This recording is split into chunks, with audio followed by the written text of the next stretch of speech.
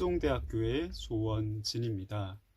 오늘 제가 발표할 주제는 시라토리 구라키치의 고조선 기원 연구의 문제점입니다. 먼저 목차를 보시겠습니다.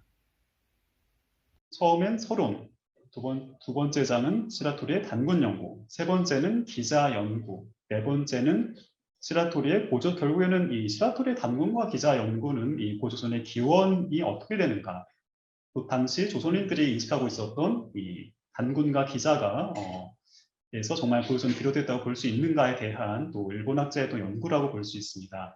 이러한 시라토리의 고조선 기원 연구에 대해서 비판적으로 검토를 하고 마지막으로 결론으로 끝맺도록 하겠습니다. 네, 먼저 서론입니다. 제가 오늘 살펴볼 이 시라토리 같은 경우는 이 1894년에 발표한 단군고를 통해서 단군 전설은 불교 전래 이후에 만들어진 이 승려의 허구라고 주장을 했습니다. 그리고 이로부터 10여 년 후에 발표한 기자는 조선의 시조가 아니다라는 논문을 통해서 이 기자의 동래도 부정하였습니다. 이에 따라서 그는 단군과 기자가 모두 조선의 시조가 아니라고 주장을 하게 되는데요. 이런 시라토리의 연구는 적지 않은 문제점이 있지만 이만희시류를 비롯해서 후대 학자들한테 적지 않은 또 영향을 주었다는 점에서 오늘 또 살펴볼 필요가 있다고 생각을 합니다. 네, 그러면 본론으로 넘어가서 2장 시라토리의 단군 연구에 대해서 살펴보도록 하겠습니다. 먼저 간단히 살펴보면 먼저 이 단군 전승의 발생과 위서의 편찬 연대에 대해서는 이 단군의 사적이 중국 여서서에는 이 위서만 보인다. 이 책은 이 편찬 연대가 이 국제 때 위수가 편찬한 것이라고 보았습니다. 그리고 단군 전승이 기록된 이 국내 문헌에 대해서는 이 고기를 이 삼국시대의 기록이라고 이해했습니다. 태백산은 지금의 묘양산이라는 전제 아래 시라토리는 논지를 전개하고 있습니다. 고기에서 단목이라고 칭한 것은 이 전적으로 굴국의 우두 전단에 비한 것이라고 보았습니다. 단군과 부루, 금화와의 관계에 대해서 이 삼국사기 고구려 본기에 의하면 이 동명왕 주몽은 금화의 양자이고 금화 또한 부루의 양자입니다. 이 사만고기나 미수기연 등의 다른 문헌도 동원해서 여기서 보면 부루는 단군의 아들이라고 나오고 있습니다. 따라서 그는 단군은 조선국의 시조가 아니라 이 고구려의 조상이라고 주장을 하게 됩니다. 그렇다면 단군 전설의 형성 시기가 언제인가 하는 문제에 대해서 시라토리는 이 단군 전설은 불교가 전래된 이 372년 이후부터 위서가 편찬되기 이전인 551년 사이에 만들어졌다고 보고 있습니다. 또 한편으로는 이 단군이 평양에 도읍을 했다고 나오고 있는데 이러한 인식은 이 장수왕이 평양천도 이후에 생겼다고 보았습니다. 결국 그가 단군 전설이 이 고구려 장수왕 때 형성되었다고 주장을 하는 근거가 몇 가지가 있습니다. 첫 번째는 이 장수왕 때에 이 고구려가 평양으로 천도를 했고, 두 번째는 이 고구려에서 불법이 흥하여 번성한 시기였으며, 또 세 번째는 당시에 불교가 성행한 이 위나라와 왕래가 빈번한 시기였고, 이 마지막으로 단군과 요순을 동시기의 인물로 서술할 정도라면 보통 시기에는 이런 걸 할 수가 없고 고구려의 국력이 절정에 이르렀던 바로 이 장수왕 때 가능하다고 보았습니다. 그리고 시라토리 그 다음으로는 이 시라토리의 기자 연구에 대해서 살펴보도록 하겠습니다. 시라토리는 단군고를 쓸 때만 해도 이 조선반도에는 기자의 조선과 위씨의 조선이 있었다 하면서 이 단군은 부정했지만 단군과 단군 조선은 부정했지만 이 반면에 이때까지만 해도 기자 조선은 또 인정을 하고 있었습니다. 근데 이로부터 10여 년 후에 발표한 이 논문에 의하면 이 단군 조선만이 아니라 이제 기자 조선의 역사성도 부인하게 됩니다. 이러한 배경을 살펴보는 데 있어서 이 시라토리의 또 당시의 학문적인 활동을 살펴볼 필요가 있습니다. 당시 시라토리는 이 동양사 연구를 통해서 이 요순우가 이 역사상의 실제 인물이 아니라 의인화된 고대적 이상의 표현이라고 주장을 합니다. 그는 서경의 기록을 검토하면서 이 요순우 각각의 공적은 불균형하고 부자연스럽다고 지적하게 됩니다. 바로 이러한 그의 발표가 이 기자조선 연구를 발표하기 딱 1년 전의 일이었습니다. 또 한편으로는 이 비슷한 시기에 이 시라토리는 이 조선사를 만선사라는 이름 아래 또 연구하기 시작했는데요. 바로 만철 동경지사에서 이 만선 역사지리 조사실을 설립하면서 만선사 연구를 주도하게 됩니다. 이에 따라서 이 만주 역사 지리나 이 조선 역사 지리 등의 책도 간행하게 됩니다. 바로 그리고 이 무렵인 이 1910년 이 기자에 대한 논문인 기자는 조선의 시조가 아니다라는 논문이 발표되게 됩니다. 그는 이 기자의 전설에 대해서 이 서경 등에 이미 기자에 대해서 기록이 되어 있고 또 이 공자도 은나라에 어진이 3명 있었다 하면서 기자를 뽑았기 때문에 이 기자 자신이 뭐 은말주초의 역사적인 인물이라는 것은 부정하진 않았습니다. 그러나 기자가 조선에 와서 조선의 시조가 되었다는 것에 대해서는 또 강한 의문을 제시하게 됩니다. 그런 기자조선을 부정하는 주요 논지들을 보면 조선 첫 번째로는 이 조선이라는 이름이 선진문헌인 서경이라든가 시경이라든가 좌전에서는 찾아볼 수가 없다. 그리고 진한 무렵이 되어서야 이 상서대전과 이 한나라 사마천의 저서인 사기에만 볼 수 있다고 지적을 합니다. 그리고 두 번째는 기자가 와서 실제로 기자조선을 세우고 나라가 이어졌다고 한다면 어떤 사정이 있을 것인데 기자 이후에 40대가 이르기까지 그 자손의 이름이 한 명도 어떤 자료에도 보이지 않는다고 보고 있습니다. 그리고 세 번째로는 오직 수백 년이 지나서 이 위씨가 인용한 위락의 구왕과 준왕 이 두 사람의 이름만 갑자기 나타나는데 이러한 정황들이 상당히 의심스럽다고 평가를 하고 있습니다. 그리고 왕험이라는 이름도 역경의 단전에서 나온 것이 명백하다고 주장을 합니다.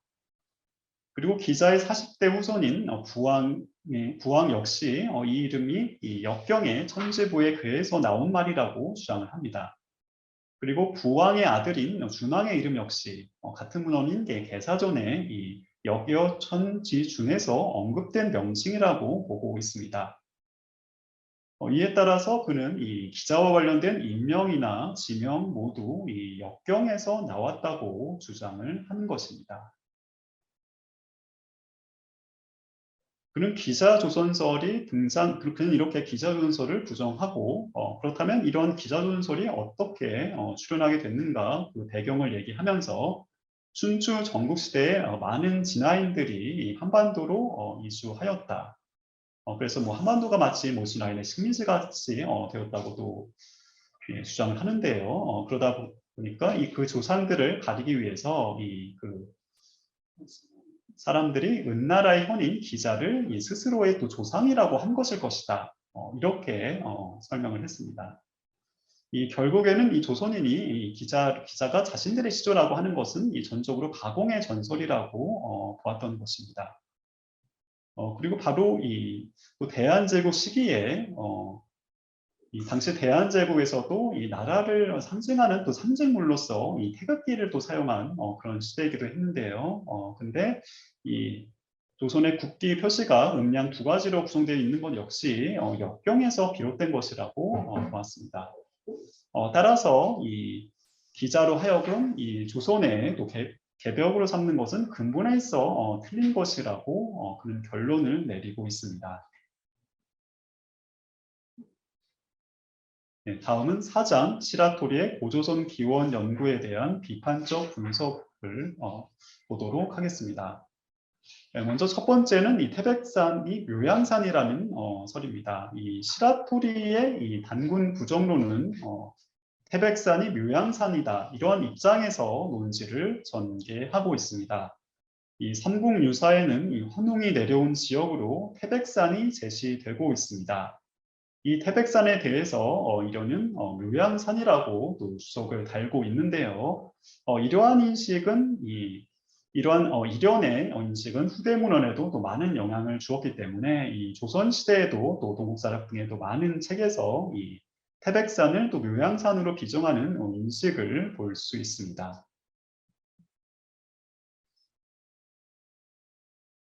네, 그리고 또 뭐 동사 강목 같은 경우는 묘양산과 단군과 관련돼서 좀 더 구체적으로 또 언급을 하고 있는데요. 동사 강목에 의하면 이 묘양산이라는 이름은 향나무가 많기 때문에 그랬을 것이고, 이 단군이 태백산 단목 아래 내려왔고, 이 단은 바로 향나무인 까닭에 후대 사람들이 그 임금을 단군이라 칭하고 그 산을 묘양이라 부른 것이 아닐까, 이렇게 보기도 했습니다. 고려시대 묘양사는 이 서북 지역의 최전방이었고, 또 국처부터 이 군현을 설치하고 축성을 서두를 정도로 중요시 되었던 지역입니다. 이 묘양산에는 이 단군 유적은 물론이고, 이 부여와 고구려 동명왕, 그리고 이 송량국과 이 행인국 등 한국 고대 북방과 관련된 이 많은 국가의 시조 및 이 도읍지와 관련된 전승이 전해오고 있습니다.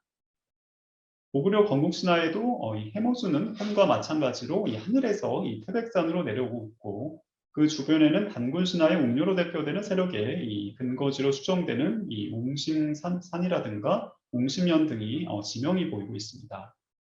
특히 해모수는 이 유화를 이 웅심산 아래로 또 유인을 하는데요. 또 여기 압록강변이 또 나오기도 하기 때문에 여기서는 태백산을 이 요양산이라고 해석하기는 좀 어렵고, 이 백두산이라고 비정할 때 이 고구려 건국 신화를 보다 합리적으로 이해할 수 있습니다. 또한 시라토리는 이 위서를 국제 첨부 연간의 위수가 편찬한 위서라고 파악합니다. 따라서 단군 전승은 이 고구려 이 소수리방 때에 불교가 전래된 이후에 성립했다고 주장을 하지만, 그러나 이 위서가 과연 또 이 6세기 위서인지 혹은 이 3세기 조이 시대의 문헌인지 어느 시기의 문헌인지는 사실은 확실하게 알 수가 없는 것입니다. 다음은 이 우두전단 유래설입니다. 이 시라토리는 고개 단목이라 보이는 것은 산중에 자생하는 항목으로, 그것을 단목이라 칭한 것은 전적으로 굴곡의 우두전단에 비한 것이고, 이 단군전성이 승려의 호구로 이 태백산이 이 향목이 많이 나는 곳이라서 이것을 인도의 마라야산에 비하고, 그 향목을 이 우두전단에 비정하면서 그 나무 아래 내려온 인연으로 이 단군이라 이름한 것이다라고 주장을 하고 있습니다. 그러나 최남선이 또 비판에 의하면 이 단은 반드시 단목에 다닐 까닭이 없고, 또 불교와 관련된 이 면목도 아니며, 단군 글자 가운데 이 제토단자가 가장 오래되었기 때문에 이 단을 통한 또 해석은 그릇된 추측이라고 또 비판을 하였습니다. 또한 우두전단은 박달나무가 아니라 이 향나무에 더 가깝다는 나무라는 또 지적이 있으며, 또 역사적으로 우리나라에서는 뭐 우수라는 지명이 많았습니다. 그래서 아까 전중국 선생님의 발표에서도 또 언급된 것처럼 이렇게 우두라는 이 지명이 또 눈에 많이 보이고 있고요. 그리고 뭐 백제공기에서는 뭐 온조왕 시기에도 이미 그런 지명이 보이고 있습니다. 그래서 이런 자료들을 본다면 우두라는 지명이 이 불교와 전래대이 훨씬 이전부터 이미 존재했고, 이 우두라 그렇기 때문에 우두라는 지명은 인도의 뭐 우두산이나 우두전단에서 뭐 유래됐다고 보기는 어려운 부분이 있습니다. 또 한편으로는 이 삼국유사 골순조 자체에는 뭐 아까 역시 언급하신 것처럼 뭐 환인을 뭐 석재 환인으로 뭐 해석하는 그런 기록은 그런 얘기는 어디까지나 이련이 또 당시 입장에서도 해석을 한 것이고, 또 이 삼국유사가 인용한 이 고기에는 이 불교의 영향이라고 확실하게 볼 만한 구조는 없기 때문에 이 단군 전승이 불교 전래 이후에 승리가 꾸몄다는 주장은 성립하기 어렵습니다. 다음은 시라토리와 한국학사의 기자조선설 인식 차이입니다. 이 시라토리의 기자 연구는 다음과 같은 특징이 있습니다. 먼저 이 기자는 이 실존 인물이지만 그가 조선에 온 것은 부정합니다. 이 두 번째는 이 부왕과 중왕의 존재도 부정하고 있습니다. 세 번째는 기자존설이 성립된 이 가장 중요한 배경으로 이 중국계 유리민과 또 역경을 주목하고 있습니다. 이 시라토리가 기자 동네를 부정한 것, 기자가 조선의 왕이 됐다는 것을 부정하는 것까지는 우리 학계의 견해와 크게 다르지 않은 것처럼 보입니다. 하지만 그는 기자 동네를 부인하는데 그치지 않고 부왕, 이 준왕의 존재도 이 역경에서 나온 것으로 보는 등 이 사실상 기자조선 시기에 해당되는 역사를 모두 부정하고 있습니다. 당시 이 언론과 지식인들은 이 단군을 민족의 시조로 내세워서 민족의 정체성을 확인하고 이 단군을 구심점으로 하는 또 민족의 대동단결을 강조하던 시기였습니다. 이 반면에 이 조선시대까지만 해도 후조선의 시조로서 이 확고한 또 위상을 차지했던 이 기재에 대한 인식은 이 시기에 큰 변화가 있었는데요. 이 신문에서도 처음에는 단군과 기자를 같이 강조하다가 이 나중에는 이 단군만 강조하고 어느 순간 또 이제 기자가 또 사라지게 되는데요. 이 비슷한 시기에 신채호 선생은 이 단군의 적통을 계승한 것은 이 기자가 아니라 부여이며 이 기자가 왕이 된 것이 아니라 훗날 그 조선이 고조선 일부 지역의 왕이 되었다고 보았습니다. 이후에 우리나라 학자들은 이 단군 조선을 강조하고 이 기자 조선에 대해서는 이 역사적으로 이 성립할 수 없다고 보았습니다. 이 시기에 사실 한국의 또 역사학자들도 또 많은 또 고민이 되던 시기로 보입니다. 이 당시 단군을 강조하면서 단군의 역사성을 강조하면서 이 한편으로는 기자는 어떻게 처리를 할 것인가? 그리고 기자 조선을 부인한다고 한다면 그 기자 부왕과 준왕의 존재는 또 어떻게 할 것이고 또 그 기자조선 시기에 해당되는 시기를 또 어떻게 또 비중할까 하는 문제도 있었는데요. 이 우리 학자들 같은 경우는 이 기자가 조선의 왕이 됐다는 것은 부인했지만 기자의 동래 가능성 자체를 완전히 부인한 것은 아니었습니다. 이 기자가 와도 이 요소 지방에 또 국한된 정권이었거나 아니면 이 조선의 왕이 아니라 이 일개 망명객으로 그냥 동래를 했다고 한다면 이것은 수긍을 할 수 있다고 보았습니다. 그렇기 때문에 우리 학자들은 이 기자조선에 대해서 원래 삼국유사에서는 이 고조선을 완검조선을 일컫는 것으로 보고 이 완검조선에서 이 위만조선으로 이어지는 세계라고 봤는데요. 반면에 이 비슷한 시기에 나왔던 이 제왕기 같은 경우는 이 완검조선 시기를 약 1000년 정도로 끊고 이 중간에 기자조선 시대를 넣어서 이 전조선인 단군조선, 후조선인 기자조선과 그리고 위만조선으로 이렇게 세 개의 조선 체계로 처음 등장을 합니다. 그리고 이러한 3조선 체계가 이 조선 시대에는 이 정설처럼 자리를 잡게 됩니다. 그런데 기자조선을 부인하게 되면서 이 시기에 또 우리나라 학자들은 이 조선의 실체에 대해서는 다른 개념으로 대체하게 됩니다. 먼저 이 최남선 선생 같은 경우는 당시 가장 존귀한 시족인 또 개화지에서 또 나중에 이 고조선의 또 왕위도 차지하게 되고 결국 이것이 또 기자조선으로 중국에서도 잘못 인식이 되었다고 보면서 한자로 쓰면 해치조선설로 또 주장을 합니다. 이 위담 정인보 선생 같은 경우는 이 당시 조선 최고의 칭호인 이 검에서 비롯된 것일 것이다. 그래서 이 검조선설을 주장합니다. 이 이병도 선생 같은 경우는 이 준왕의 성은 나중에 이 한씨를 한왕을 칭했고 또 나중에 그 후손들이 한씨를 칭한 걸로 봤을 때 원래 이 준왕은 기자와 상관없는 이 한씨일 것이다. 그러면서 한씨 조선설을 주장하게 됩니다. 그리고 민세 안재홍 선생은 이 책이 나온 것은 나중이지만 비슷한 시기에 또 크지조선이라는 설을 또 주장하면서 이 고요선은 이 당시 크치를 또 위호로 사용하고 있었고 이것이 기자와 발음이 비슷했기 때문에 이 중국에서는 또 기자조선을 또 오인을 했다고 그렇게 주장하게 됩니다. 이 시라토리는 이 부왕과 이 준왕을 부정을 했는데요. 그가 이 준왕과 부왕 등 고요선 왕의 실존을 부인하는 논리는 단군고에서 보여준 논리하고도 비슷합니다. 바로 일부 유사한 글자가 보인다고 해서 또 이러한 왕들도 이제 후대 윤색이라고 주장을 한 건데요. 이 부왕과 준왕의 이름은 또 선진문헌이나 사기, 안서에는 나오지 않고 위락과 삼국지에서 확인이 되고 있습니다. 그래서 뭐 삼국지 예전의 기록을 보면 뭐 기자 얘기를 하고 40세를 여세를 지나서 이 조선 후 중왕에 이르렀다고 얘기를 하고 또 이 삼국지의 한전에서는 또 위락을 인용해서 또 이 당시 이 진나라 때의 고조선의 또 부왕이 또 왕이었었고 또 전략상 이 진나라에 복종을 했지만 조회는 당하지 않았다고 당시 외교 관계를 설명하고 있습니다. 그리고 뭐 부왕이 죽고 그 아들 준왕이 즉위한 다음에 이제 위만이 조선 쪽으로 와서 준왕이 그래도 신임했다가 결국에는 또 나라를 잃는 그 과정을 또 상세하게 소개를 하고 있습니다. 이 기록에서 보면 이 뭐 조선의 통치자를 이 기자의 후손이라고 보거나 연나라를 공격하는 것이 뭐 주 왕실을 높이기 위해서라고 하는 등 이 기자존설로 인해 윤색된 구절들이 나타나고 있습니다. 그러나 이 기록들은 이 부왕이 통일제국인 진나라의 관계에 있어서 이 진나라에 뭐 전략적으로는 예속했지만 직접 조회하지 않았다고 하는 등 구체적인 활동이 나타나고 있는 것을 주목해 볼 수 있습니다. 또 준왕에 대한 기록도 더 자세하고 또 준왕이 뭐 위만이 망명하는 과정이나 서쪽 변방을 지키게 했다가 나라를 잃는 과정이 역시 나타나고 있습니다. 이 고조선의 왕을 기자의 후손이라고 기록한 것은 이 후대의 윤색이라고 보아도 이처럼 구체적인 실체가 드러나고 있는 이 부왕과 준왕의 역사성까지 모두 부인하기는 어렵습니다.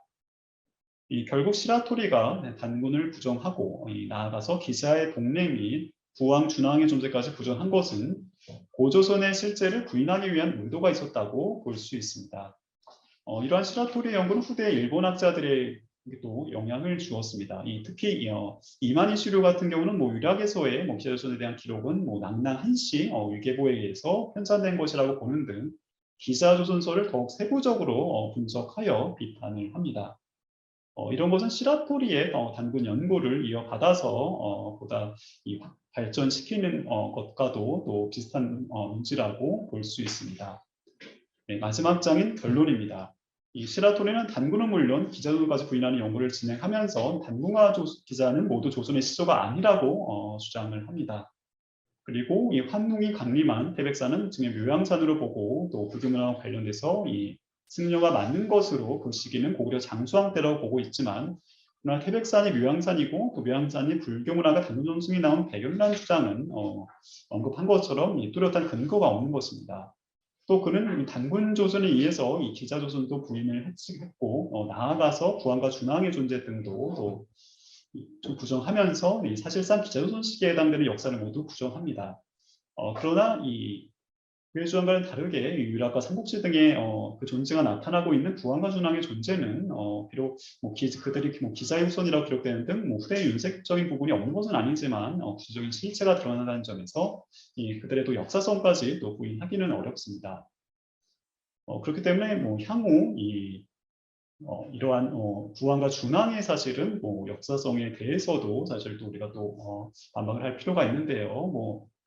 비슷한 시기에 정인보 선생 같은 경우는 이 삼국지의 기자지우라는 구절은 이 기자의 후예라는 것이 뜻이 아니라 기자 이후라는 뜻인데 이것이 기자 후손으로 잘못 해석해서 이 기자 동네설을 굳히고 기자를 준왕의 손자라고 오역했다고 보기도 했습니다. 그래서 이러한 또 외국 과정에 대해서 또 구체적인 검토가 또 향후 필요할 것 같고요. 또 현재 학계에서는 기자조선을 부인하면서 지금 우리나라에서는 기자조선은 부인하면서 이른바 3조선 체계에서 이 기자조선 이 시대를 좀 인정하면서 다른 조선으로 좀 대체하려는 연구가 이 근대 시기에 있었지만 지금은 좀 그러한 시도보다는 이 삼국 유사에 나타나는 체계처럼 단군 조선에서 이 위만 조선을 이어지는 체계 속에서 이 부왕과 준왕을 고조선의 왕으로도 인정하면서 이 문제를 전개하는 것 같습니다. 결론적으로 이 단군에 의해서 기자조선 시대까지 부정한 그의 연구는 이 근대 일본 역사자들이 이 우리나라의 역사 왜곡을 또 어떤 방향으로 나아가는지 살펴볼 수 있는 또 중요한 시사점이 된다고 볼 수 있습니다. 네, 이상으로 발표를 마치겠습니다.